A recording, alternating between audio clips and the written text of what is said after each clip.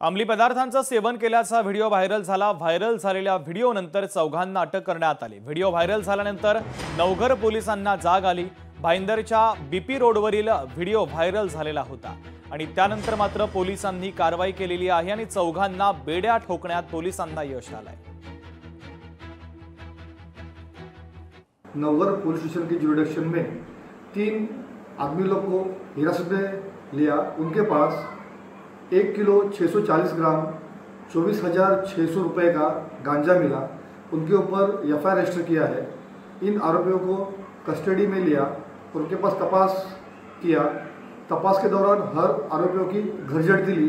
घर जड़ती में एक आरोपी के घर में से 66 ग्राम यमड़ी 3,30,000 रुपये का नशीला पदार्थ पाया गया और इस गुन्हे की और तफ्तीश चालू है। लोकशाही मराठी ऐका, पहा, जागरूक रहा।